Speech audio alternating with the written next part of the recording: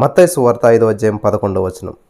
నా నిమిత్తం జనులు మిమ్మును నిందించి హింసించి మీ మీద అబద్ధముగా చెడ్డ మాటలెల్లా పలుకున్నప్పుడు మీరు ధన్యులు, సంతోషించి ఆనందించుడి, పరలోకమందు మీ ఫలము అధికమగును. స్తోత్రం దేవా, సర్వోన్నతుడ సర్వాధికారి. ఈ సమయంలో నీ యొక్క వాక్యాన్ని ధ్యానిస్తూ ఉండగా మాతో మాట్లాడి ప్రతి వారికి వినగల చెవి, గ్రహించగలని అనుగ్రహించమని, విత్తబడిచిన వాక్యం వ్యర్థం కాకుండా ప్రతి హృదయంలో నాటబడి ఫలించి అభివృద్ధి చెంది విస్తరించి నూరంతలుగా నా ప్రభా వారు పంటను అనుభవించినట్లు, వారి జీవితంలో ఉన్న ప్రతి సమస్యల మీద విజయం సాధించినట్లు, ఆ విజయానికి కావాల్సినటువంటి ఈ యొక్క విశ్వాసం వరకు అనుగ్రహించి కృప చూపించమని నజరేయుడైన యేసుక్రీస్తు నామంలో ప్రార్థించి నమ్మి పొందుకుని నమ్మ పరమ తండ్రి, ఆమెన్. హల్లెలూయా. దేవునికి స్తోత్రం కలుగును గాక. God is good all the time. దేవుడు అన్ని వేళలా మంచివాడు. మన జీవితంలో ఎటువంటి పరిస్థితులు కూడా మనం వెళ్తున్నా, మన జీవితంలో ఎటువంటి శ్రమలు మనం ఎదుర్కొంటున్నా, మన జీవితంలో ఎటువంటి బంధకాల్లో మనం ఉన్నా కూడా దేవుడు మంచివాడు. మన పరిస్థితి చాలా వర్స్ట్గా ఉండొచ్చు, మన పరిస్థితి చాలా దిగజారిన ఉండొచ్చు, కానీ ఇక్కడ దేవుడు ఒక మాట చెప్తున్నటువంటి విషయం ఏంటంటే ఇది చాలా అద్భుతం. జనులు మిమ్మల్ని నిందించి హింసించి అబద్ధాలు చెడ్డ మాటలు పలికినప్పుడు ఏం చేయాలంట? మీరు గమనించాలి. మీరు ధన్యులు అంటున్నాడు దేవుడు. సంతోషించి ఆనందించండి. It is very very powerful అనమాట. మత్తయ్య గారు చెప్తున్నారు. అలాగే అపోస్తలుడైన పౌలు గారు కూడా ఫిలిప్పీ 4:4 ఎల్లప్పుడూ ప్రభునందు ఆనందించండి, మరలా చెప్పుదని ఆనందించనున్నాడు.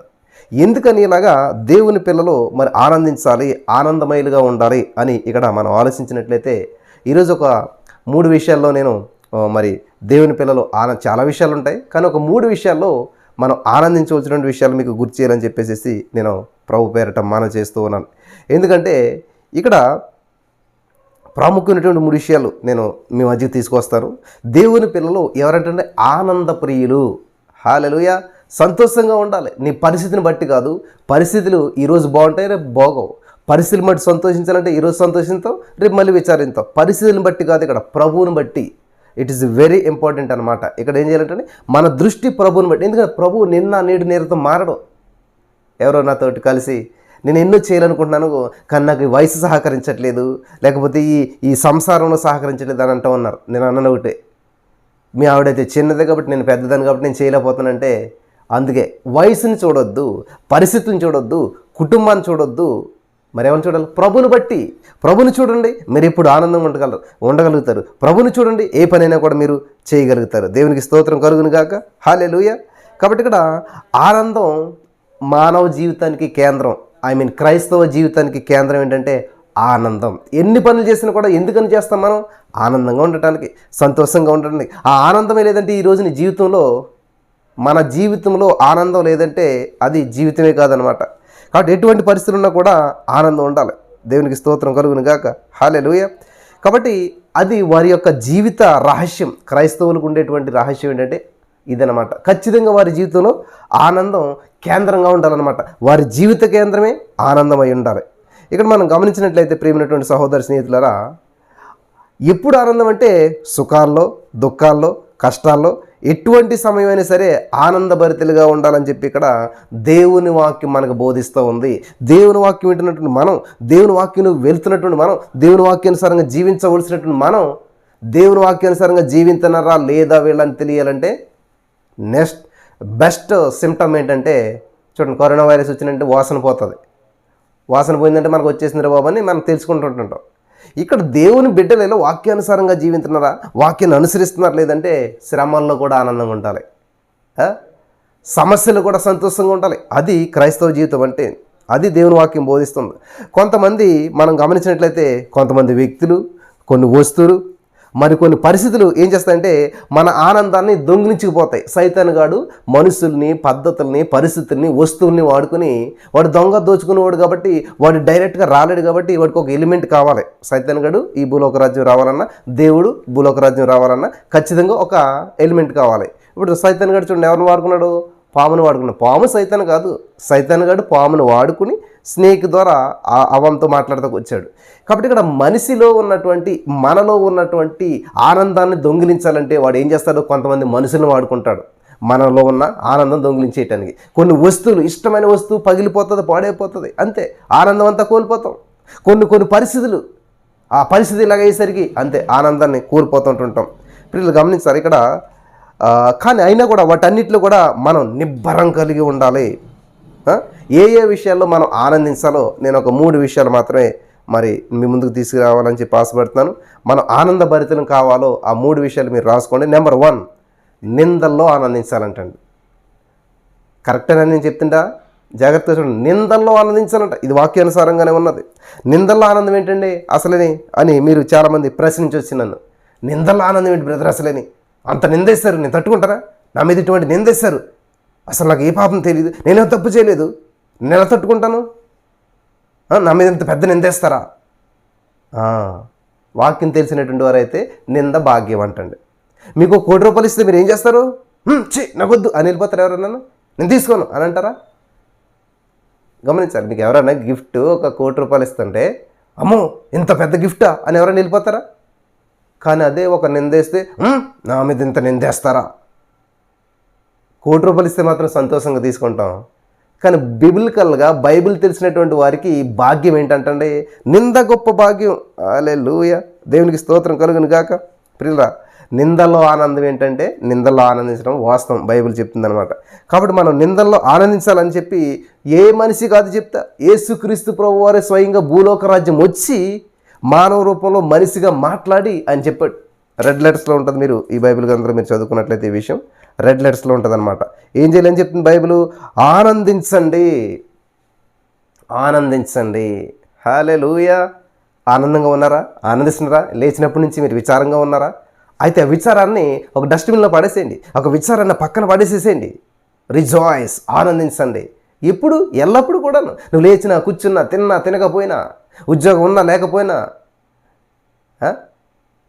నీ సమస్యలు నిన్ను వెంటాడుతున్నా, అప్పుల వాళ్ళు నిన్ను అలాగా చుట్టుముట్టినా కూడా ఆనందించు.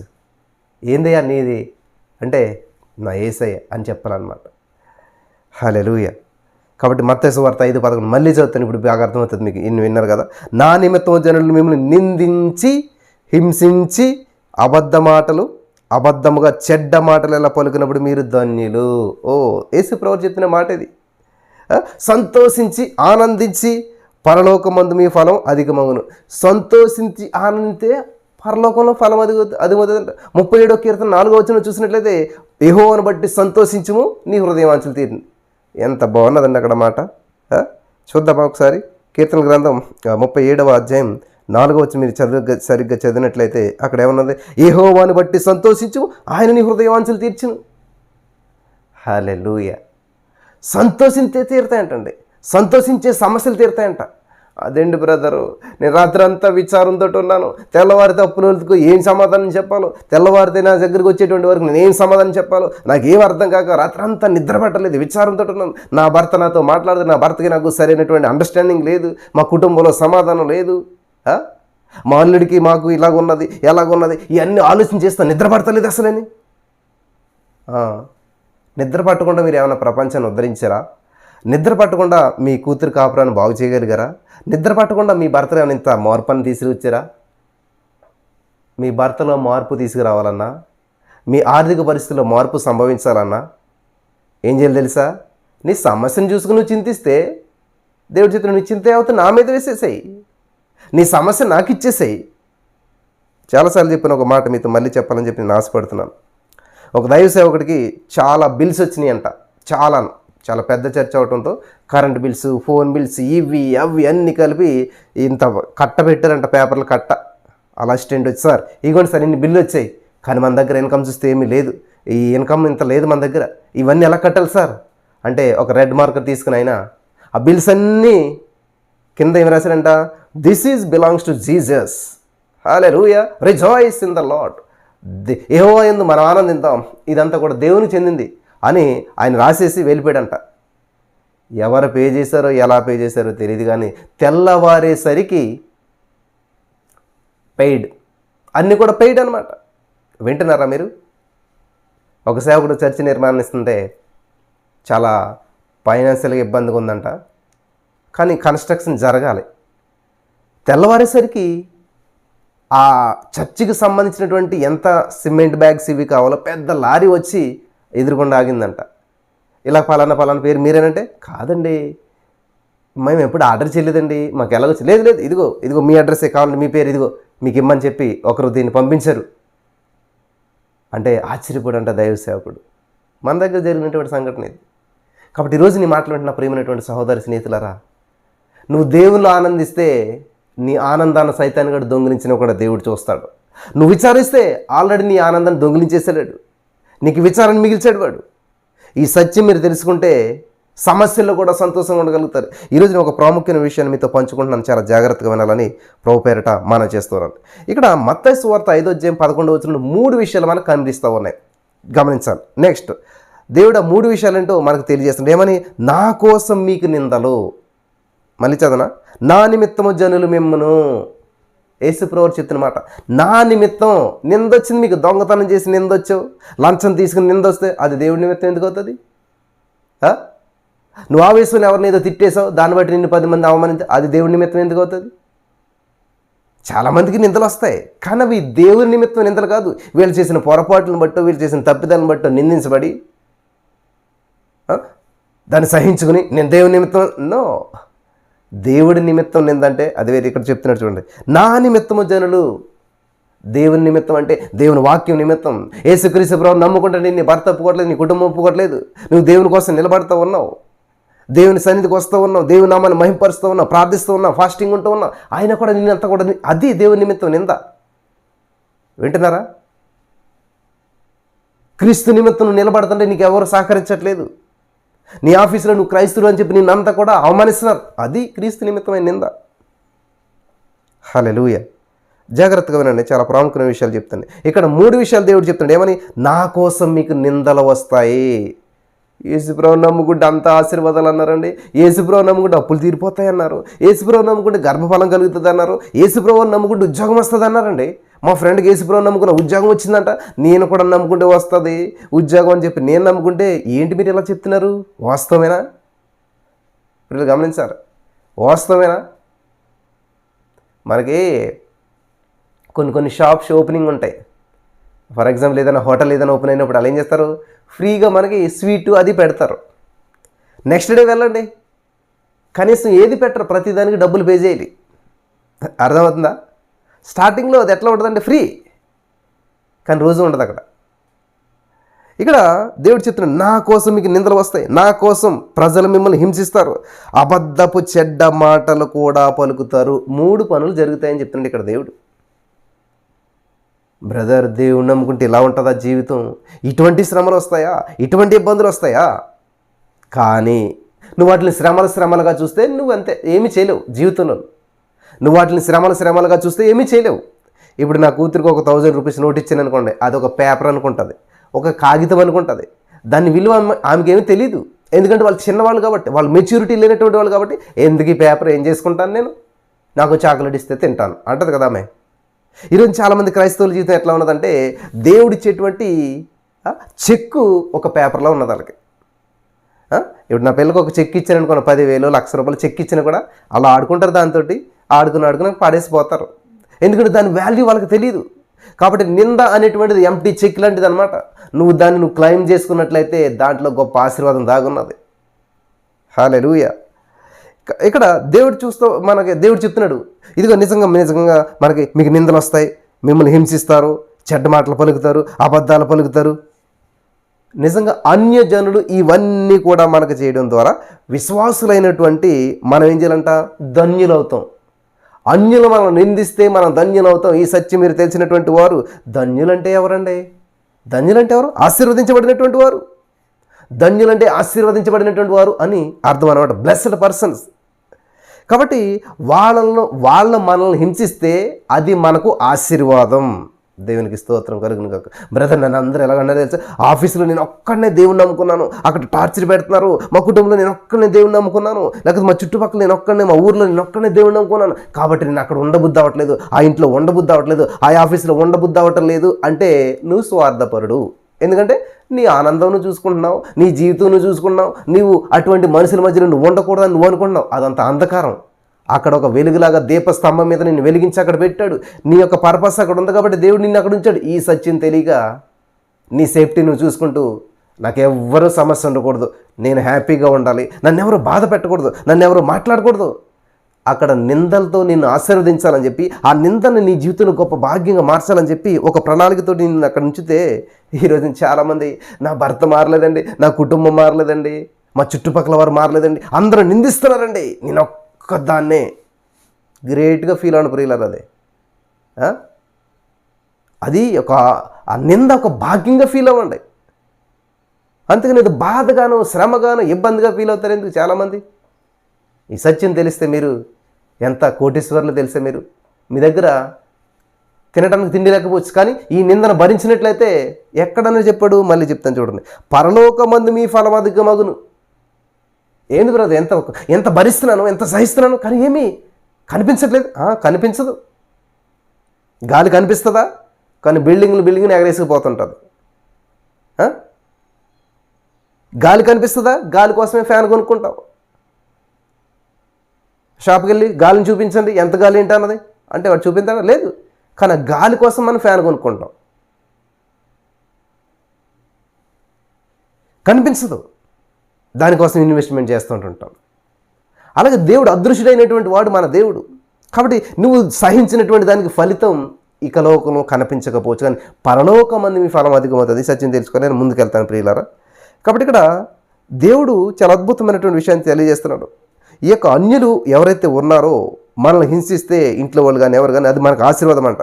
ఇక్కడ మరొక విషయాన్ని కూడా యేసుక్రీస్తు ప్రభువారు మనకి చెప్తూ ఉన్నాడు. నిందలో మీరు పరలోకపు తండ్రి పిల్లలు. హల్లెలూయా. ఎవరంటే పరలోకపు తండ్రి పిల్లలు అవుతారంట. మీకంటూ ఒక ప్రత్యేకమైనటువంటి స్థానం ఉంది, మీకంటూ ఒక ప్రత్యేకత ఉన్నది. అందుకే ప్రియులారా దేవుడు చెప్తున్నాడు, నేను చెప్పినట్లే చేయండి అని చెప్పి యేసుక్రీస్తు ప్రభువారు చెప్తూ ఉన్నాడు. హల్లెలూయా. ఇక్కడ ఈ వాక్యం మీరు గమనించినట్లయితే మళ్ళీ చదువుతాను, మీకు అర్థమవుతుంది చూడండి. ఓవర్లుక్లో చదవకుండా స్లో మోషన్లో జూమ్ చేసుకుని కొంచెం ఆగి మనం చదివితే ఇందులో ఒక అర్థం దాగి ఉన్నది, మీకు నేను తెలియజేస్తాను, జాగ్రత్తగా వినండి. మళ్ళీ చదువుతున్నాను చూడండి. మత్తయి సువార్త 5:11 నా నిమిత్తం జనులు మిమ్మల్ని నిందించి హింసించి మీ మీద అబద్ధపు చెడ్డ మాటలలో పలుకున్నప్పుడు మీరు ధన్యులు. అక్కడ ఆగి చూడండి, సంతోషించి ఆనందించి. గమనించాలి ప్రియులారా, సంతోషించి ఆనందించి అంటామన్నాడు. ఇక్కడ ఏంటి, ఇక్కడ కేవలం సంతోషించండి అని చెప్పి ఆయన అనలేదు. శ్రమను సంభవించినప్పుడు సంతోషించండి మరియు ఆనందించండి అని ఇక్కడ మరి యేసుక్రీస్తు ప్రభువారు ఆ పర్వతం మీద చేసినటువంటి ప్రసంగంలో చాలా స్పష్టంగా బోధించాడు. అంటే సంతోషం, ఆనందం రెండు ఒకటి కాదని మాత్రమే మనకి ఇక్కడ అర్థమవుతుంది. సంతోషం, ఆనందం రెండు ఒకటి కాదని మనకి ఇక్కడ అర్థమవుతుంది. అంతే కదా, రెండు పక్క పక్కన వచ్చాయి కదా. సంతోషం వేరు, ఆనందం వేరు. సంతోషించి ఆనందించని అంటున్నాడు. విన్నారా?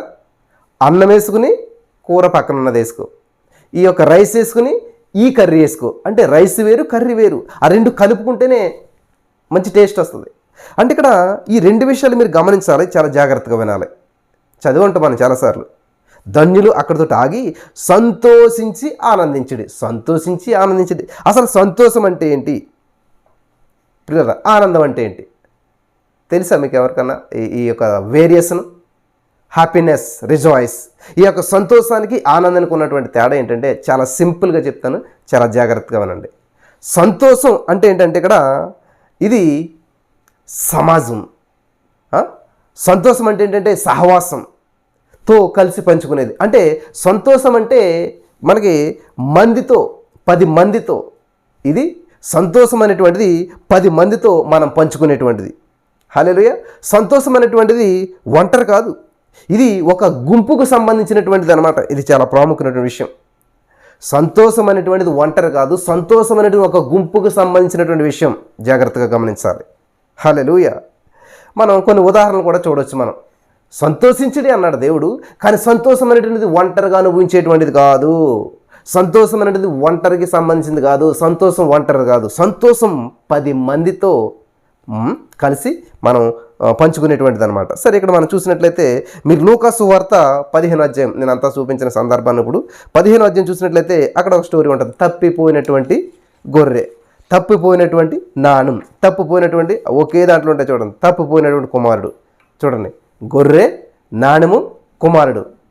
ఇందులో క్వాంటిటీ ఉంటుంది చూడండి. మనకి తప్పిపోయిన గొర్రె అంటే 100లో 1, తప్పిపోయిన నాణం అంటే 10లో 1, తప్పిపోయిన కుమారుడు అంటే 2లో 1. అంటే 100లో 1 అంటే ఎంత మనకి? మీరు గమనించాలి.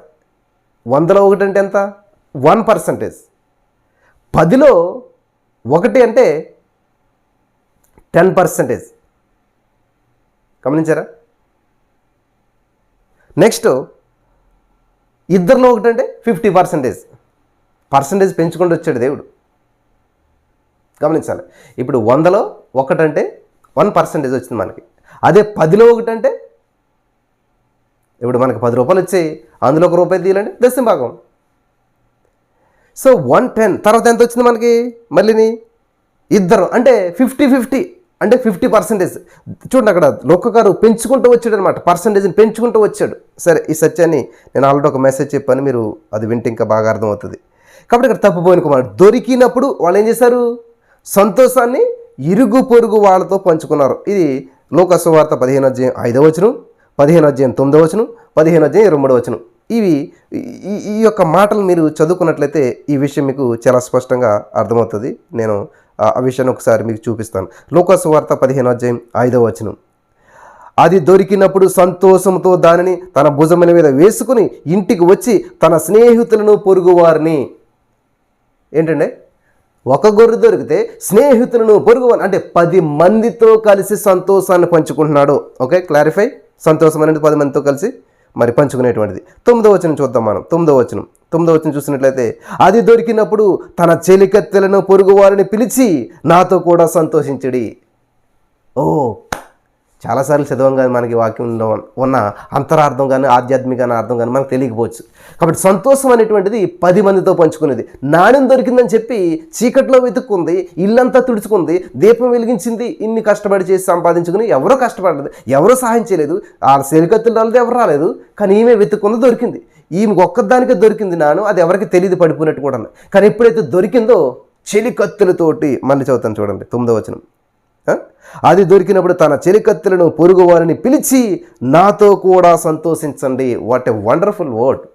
సంతోషం 10 మందితో పంచుకునేటువంటిది. ఇంకా చివరగా మరి 23వ వచనం మనం చదివినట్లయితే లూకా సువార్త 15:23 ఏమనున్నదంటే, కొవ్విన దూడను తెచ్చి వధించుడి, మనము తిని సంతోషపడదుము. నేనట్లేదు, మనము ఆ ఇంటిలో ఒక సందడి జరుగుతుంది. పెద్ద కుమారుడికి ఏంటిది పెళ్లిలాగా ఉన్నది, ఇంత జనం ఉన్నారు ఏంటి, అసలు ఏం జరుగుతుంది అని ఆశ్చర్యపడి అంటే పెద్ద కొడుకే. అంటే ఒకరిద్దరు ఉండి ఉంటారు, అక్కడ 10 మంది కంటే ఎక్కువ ఉండి ఉంటారు కదా. సో ఇక్కడ మీకు ఒక క్లారిఫికేషన్ వచ్చిందని చెప్పి నేను నమ్ముచున్నాను. సంతోషం అనేటువంటిది 10 మందితో కలిసి పంచుకునేటువంటిది. దేవునికి స్తోత్రం కలుగును గాక. హల్లెలూయా. సరే, ఇక్కడ రెండో పాయింట్ మనం చూసిన ఆనందం అనేటువంటిది ఏకాంతంగా ఉన్నప్పుడు మానవుడు అనుభవించేటువంటిది. ఆనందం అంతరంగానికి సంబంధించింది, సంతోషం సమాజంతో 10 మందితో పంచుకునేటువంటిది. కాబట్టి ఏకాంతంగా ఉన్నప్పుడు మానవుడు అనిపించేటువంటిది అనమాట. కొందరు ఏకాంతంగా కూర్చుని ఏం చేస్తారంటే నవ్వుకుంటారు. ఎవరు ఉంటారు పక్కనే నవ్వుకుంటుంటారు. చూసారా మీరు ఎప్పుడన్నాను?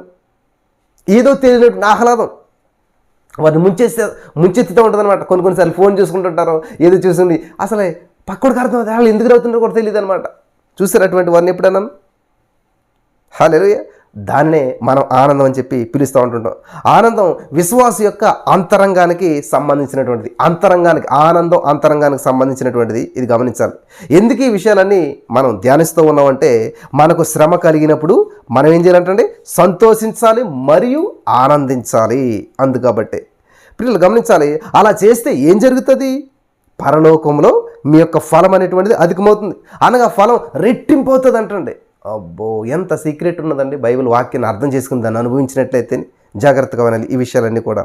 కాబట్టి కొన్ని సందర్భాల్లో సంతోషించి ఆనందించకుండా మనం ఏం చేస్తామంటే వాటిని మోసుకొని తిరుగుతూ ఉంటుంటాం. సంతోషించి ఆనందించకుండా వాటిని మోసుకొని భుజాల మీద వేసుకుని తిరుగుతూ ఉంటుంటాం.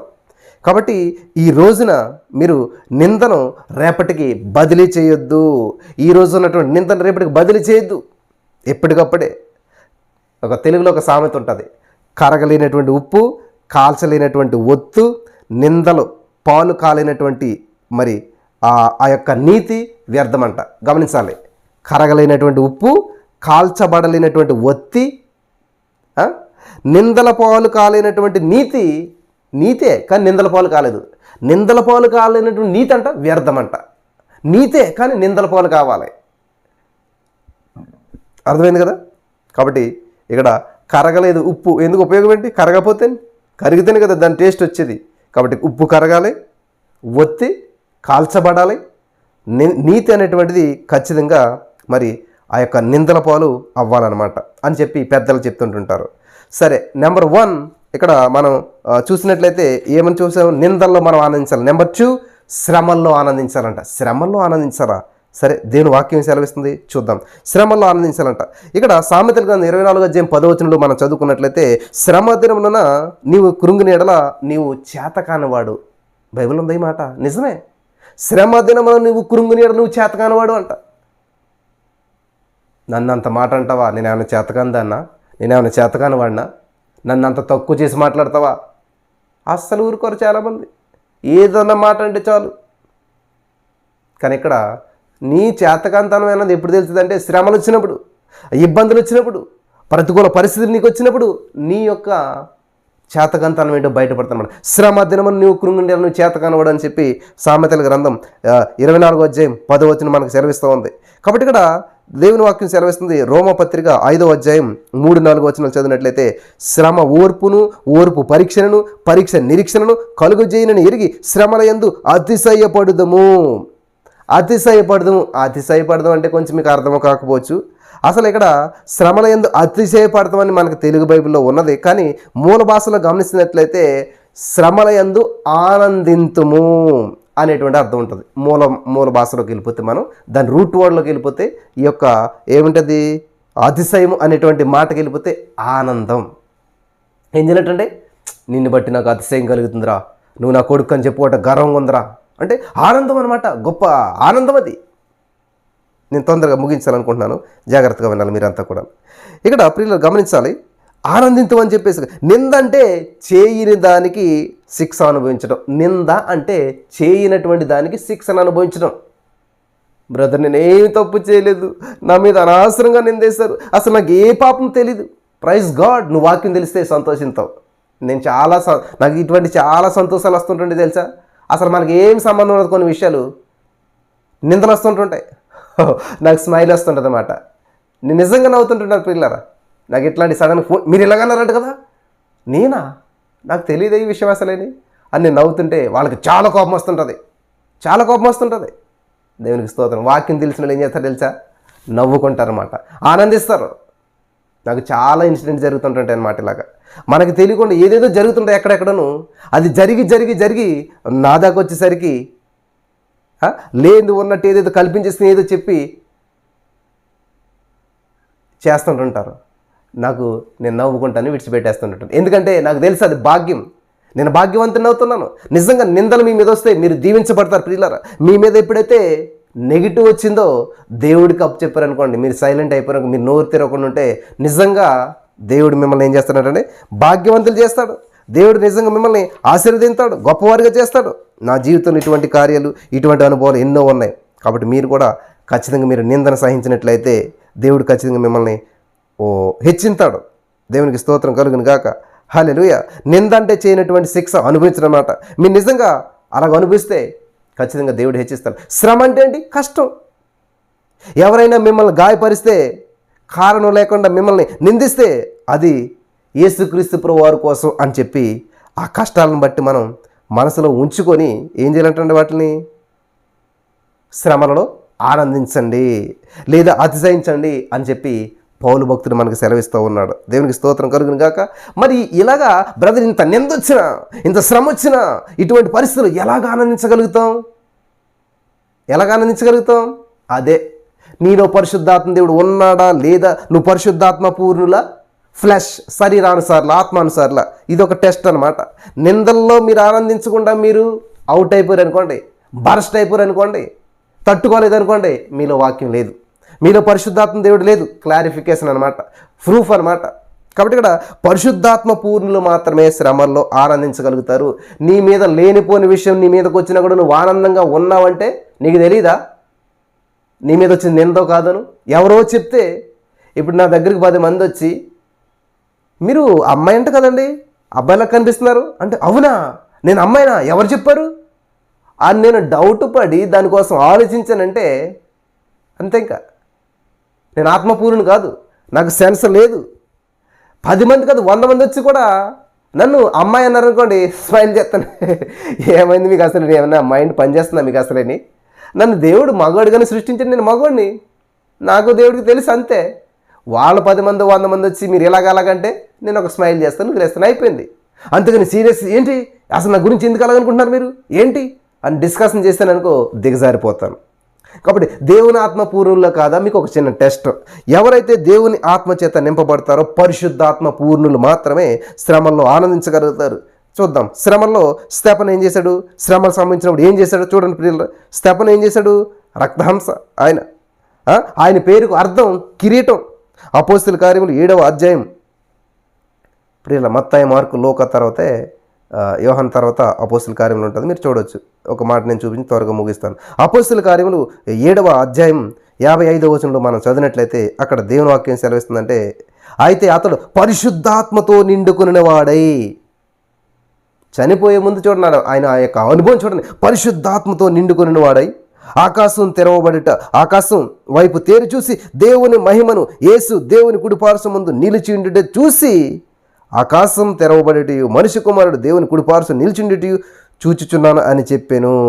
అప్పుడు వారు పెద్ద కేకలు వేసి చెవులు మూసుకొని ఏకముగా అతడి మీద పడి పట్టణపు వెలుపలికి అతను వెళ్ళగొట్టి రాళ్ళు రువ్వి చంపిరి.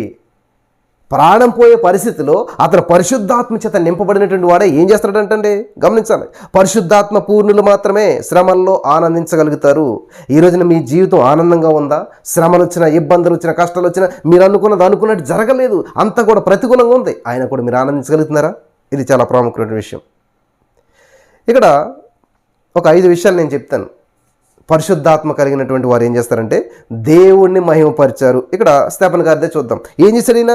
దేవుణ్ణి మహిమపరిచాడు. నెంబర్ 2, యేసును చూశాడు. నెంబరు యేసుక్రీస్తు ప్రభువు దేవుని కుడిపార్శ్వన నిలిచిండు చూశాడంటండి. నెక్స్ట్ ఆకాశం తెరవబట్టును చూశాడంట. నెక్స్ట్ శత్రువును క్షమించమని ప్రార్థన చేశాడు. పరిశుద్ధాత్మ పూర్ణులు శ్రమ వచ్చినప్పుడు, ప్రాణాపాయ స్థితి వచ్చినప్పుడు 5 పనులు చేస్తారు. రాసుకుంటున్నారు ఇవన్నీ కూడాను, లేకపోతే మరల ఈ మెసేజ్ విని జాగ్రత్తగా రాసుకోండి ఇవన్నీ కూడా. నెంబర్ 1, దేవుని మహిమపరుస్తారు శ్రమలు వచ్చినప్పుడు. నెంబర్ 2, యేసు ప్రభువుని చూస్తారు, దేవుని చూడగలుగుతారు. నెంబర్ 3, యేసుక్రీస్తు ప్రభువు కుడి పార్శ్వం నిలిచిండు చూశాడు, ఆకాశం తెరవబడుట. 4, 5వది శత్రువులు క్షమించమని ప్రార్థించాడు. ఈ 5 విషయాలు కూడా శ్రమ సంభవించినప్పుడు ప్రార్థించండి అని చెప్పి ఇక్కడ యాకోబు భక్తుడు కూడా మనకి తెలియజేస్తున్నాడు. యాకోబు 5:13 మీరు చదువుకోండి తర్వాత. శ్రమలలో ఆనందించండి అంటూ పౌలు భక్తుడు మనకు ఉద్బోధించాడు. యాకోబు చెప్తున్నాడు, పౌలు గారు చెప్తూ ఉన్నాడు. నా ప్రియమైనటువంటి సహోదరి స్నేహితులారా, శ్రమలు సంభవించినప్పుడు సహనం ఉందా? సహనం కలిగి ఉన్నారు, సహించండి కొంతకాలం. శ్రమల శాశ్వత కాలం ఉండవు, చుట్టాలు శాశ్వత కాలం ఉండరు. ఏ చుట్టం వచ్చినా కొన్ని రోజులు పోవాల్సిందే, మన దగ్గర నుంచి కదా, చూసిపోతారు. కొంచెం మంచోళ్ళు అయితే 10 రోజులు ఉంటారేమో. శ్రమలు కూడా అంతే, వస్తాయి, చుట్టం చూపులకు మిమ్మల్ని చూసి పోవాల్సిందే. శ్రమల్లో మనం అంతా కూడా ఆనందిద్దాం, శ్రమలో దేవుని మనం స్తుతిద్దాం. హల్లెలూయా, దేవునికి స్తోత్రం కలుగును గాక. నిందల్లో ఆనందించాలి, శ్రమల్లో ఆనందించాలి. పై 2 విషయాలు మనం ధ్యానించాం ప్రియులరా. ఇప్పుడు మనం 3వదిగా మనం చూసినట్లయితే వాక్యంలో ఆనందించాలంట. దేవునికి స్తోత్రం కలుగును గాక. ఇక్కడ కీర్తన గ్రంథం 1:2 వచనం మనం చదువుకుంటూ వెళ్ళినట్లయితే అక్కడ దేవుని వాక్యం సెలవిస్తుంది, యెహోవా ధర్మశాస్త్రమునందు ఆనందించుచు దివారాత్రం ధ్యానించువాడు ధన్యుడు. నెంబర్ 3, వాక్యంలో ఆనందించాలి. దేవునికి స్తోత్రం కలుగును గాక. ఫస్ట్ పాయింట్ ఏంటంటే నిందల్లో ఆనందించాలి, 2వది శ్రమల్లో ఆనందించాలి, 3వది ఇప్పుడు వాక్యంలో ఆనందించాలి. హల్లెలూయా. ఇక్కడ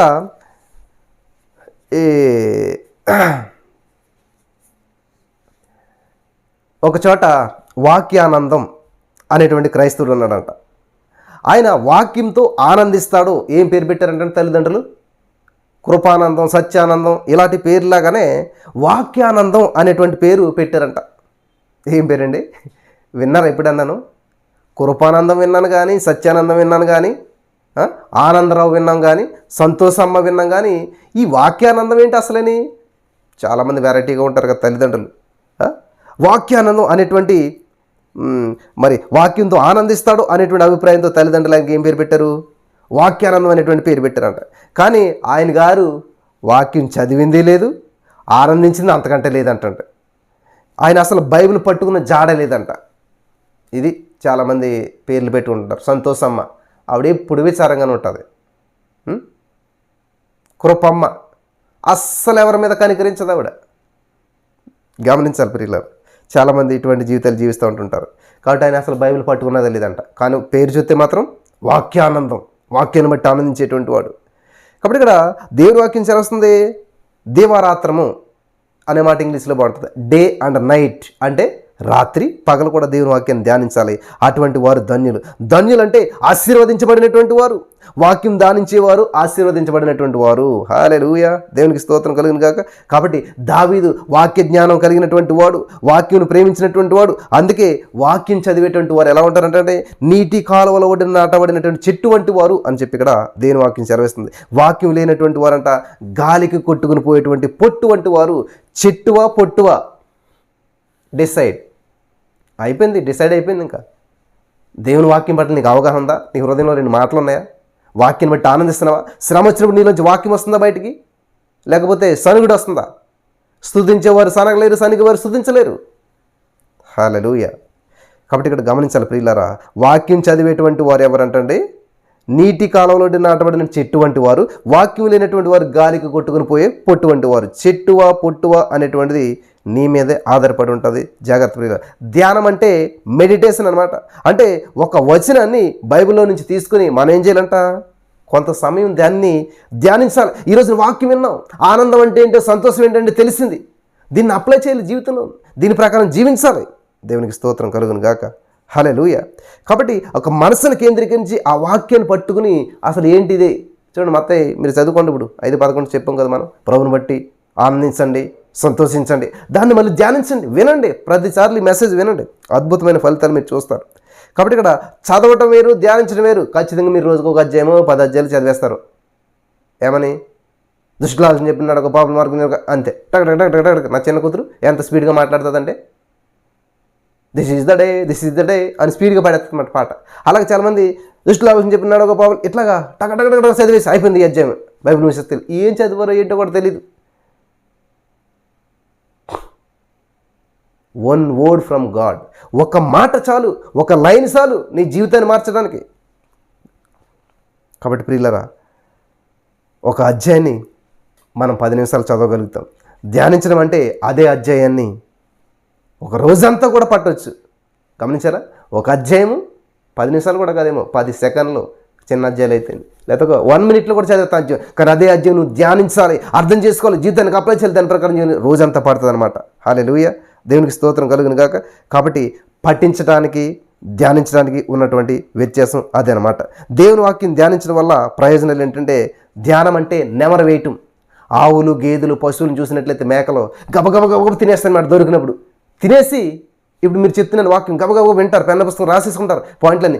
నెక్స్ట్ కూర్చుని ఏం చేస్తారు? అసలు ఏం చెప్పాడు ఈరోజున, దేంట్లో ఆనందించమంటున్నాడు, సంతోషం అంటే ఏంటి, ఆనందం అంటే ఏంటి, ఇదంతా కూర్చుని నెమరు వేసుకుంటారంటే ఏంటి, ఆ యొక్క ఆహారాన్ని ఉండల కింద చేసుకుంటుంది. అంటే ఈ గేదెలు కానీ ఆవులు కానీ ఇవన్నీ ఖాళీగా కూర్చున్నప్పుడు ఒక్కో ఉండ తీసుకొని దాన్ని మంచిగా నమిలి చూయింగ్ చేసుకుని బాగా మెత్తగా చేసుకుని అప్పుడు దాన్ని జీర్ణించుకుంటాయంట. పశువులకి ఎంత జ్ఞానం ఉంటే మనుషులకి లేదు. ఈ రోజున దేవుని వాక్యం ధ్యానించమని ఎప్పుడు కూడా దేవుని వాక్యాన్ని మరలా తిరిగి వినమని అవసరం. ఒకసారి లైవ్లో వినేసాను కదా, అయిపోయింది. మళ్ళీ సెపరేట్ మెసేజ్ మళ్ళీ ఎందుకు వినాలి, మళ్ళీ ఎందుకు చూడాలి దీన్ని, మళ్ళీ ఎందుకు చదవాలి దీన్ని? జాగ్రత్త నా ప్రియమైనటువంటి సహోదరు స్నేహితులారా. కాబట్టి ఇక్కడ కొరియా సంఘాభివృద్ధికి కారణం ఏంటి? పాలయంగచ్చి గారి సంఘాభివృద్ధికి కారణం ఏంటి అనుకుంటున్నారు? ధ్యానం. దేవునికి స్తోత్రం కలుగును గాక. ధ్యానం ద్వారా మానసిక ఒత్తిడి తగ్గుతాయంట. హల్లెలూయా. బాధ, కష్టం, ఉద్రిక్తత అన్నీ కూడా సమసిపోతాయంట. తత్ఫలితంగా శాంతి, సమాధానాలు మనకు వస్తాయంట. రాసి పెట్టుకుంటున్నారా? దేవునికి స్తోత్రం కలుగును గాక. కీర్తన 119:15 అంటాడు కదా, నీ ఆజ్ఞలు నేను ధ్యానించేదను. కీర్తన 119:78 అంటాడు కదా, నీ ఉపదేశం నేను ధ్యానించేదను. కీర్తన 119:27 అంటాడు కదా, నీ ఆశ్చర్యకార్యం నేను ధ్యానించేదను. కీర్తన 119:37 అంటాడు కదా, నీ ధర్మశాస్త్రం నేను దినమెల్లా ధ్యానించేదను. 119 కీర్తన ఎవరు రాశారు? ఎజ్రా గారు రాశారు. ఎజ్రా గారు చెప్పినమాట. 119 కీర్తన 48వ వచనంలో నీ వాక్యం నేను ధ్యానించేదను. దేవునికి స్తోత్రం కలుగును గాక. 5 పాయింట్లు ఉన్నాయి. 15వ వచనంలోనేమో నీ ఆజ్ఞ నేను ధ్యానిస్తానన్నాడు. 78వ వచనంలోనేమో నీ ఉపదేశం నేను ధ్యానిస్తానన్నాడు. 27వ వచనంలోనేమో నీ ఆశ్చర్యకార్యం నేను ధ్యానిస్తానన్నాడు. 37వ వచనంలోనేమో నీ ధర్మశాస్త్రం నేను దినమెల్లా ధ్యానిస్తానన్నాడు. 148వ వచనంలో నీ వాక్యం నేను ధ్యానించేదని అంటున్నాడు. ఇవన్నీ కూడా ధ్యానం యొక్క అనుభవాలు అన్నమాట. దేవునికి స్తోత్రం కలుగును గాక. అందుకే ఆయన ధన్యుడయ్యాడు, పితరుడయ్యాడు, ప్రవక్త అయ్యాడు. ప్రియులరా, నా ప్రియమైనటువంటి వారులారా, ఈరోజు ఈ మాటలు వింటున్నటువంటి మీరు మరి దేవుని వాక్యాన్ని ఎంతగా ధ్యానిస్తూ ఉన్నారు? దేవుని వాక్యం పట్ల ఎంత శ్రద్ధ కలిగి ఉన్నారు? ఈ వాక్యం ద్వారా మీరు బలపడ్డారా? సంతోషానికి, ఆనందానికి తెలిసిందా సమయం? అర్థం తెలిసిందా? కాబట్టి మీ జనులు మిమ్మల్ని నిందించి, హింసించి, బాధ పెట్టినప్పుడు నా నిమిత్తం అన్నాడు దేవుడి నిమిత్తం మీరు అటువంటి శ్రమలు వచ్చినప్పుడు ఆనందించండి, సంతోషించండి. అటువంటి భాగ్యం ఈ మాటలు వినిచిన వారికి దేవాదేవుడు అనుగ్రహించి, నడిపించి, బలపరిచి ఈ రోజు నుంచి ధ్యానించడానికి, ఆనందించడానికి, సంతోషించడానికి. ఆనందం అంతరంగానికి సంబంధించింది, సంతోషం 10 మందితో పంచుకున్నది. అర్థమైంది కదా? ఈ మాటల ద్వారా దేవుడు మనం బలపరిచిన గాక. మోకరించి ప్రార్థన చేసుకుందాం. స్తోత్రం దేవ సర్వోన్నతుడా, ఇదిగో ఈరోజు అద్భుతమైనటువంటి వాక్యం ద్వారా నాతో మాట్లాడారు. ఎందరైతే వాక్యం విన్నారో వారందరినీ దీవించమని, విత్తబడిన వాక్యం వ్యర్థం కాకుండా మన వారి నిర్ణయాలు తీసుకోవాలి. నిజమే, ఇంతకాలం వాక్యం ఏదో క్యాజువల్గా, యూజువల్గా వినేస్తున్నావు, కానీ దాంట్లో ఉన్న అర్థం మేము చేర్చుకోలేకపోతున్నామే, ఆ వాక్యాన్ని ధ్యానించలేకపోతున్నామే, ఆ వాక్యాన్ని మేము అప్లై చేసుకోలేకపోతున్నామే. దేవా, ఈరోజు మమ్మల్ని క్షమించు, మా లోపాలని తీసివేసి నీకు ఇష్టమైన బిడ్డలుగా మమ్మల్ని స్వీకరించండి దేవా. ఇదిగో శ్రమల్లో సంతోషించేటువంటి వారుగా మేము ఉన్నట్లు కృప చూపించి సహాయం చేయమని నజరేయుడైన యేసుక్రీస్తు నామములో విత్తబడిన వాక్యం ప్రతి రోజున నాటబడి 100 పంట వరాన్ని సహాయం చేయమని నజరేయుడైన యేసుక్రీస్తు నామములో ప్రార్థించిన మేము పొందుకునేనమ్మా పరమ తండ్రి. ఆమేన్.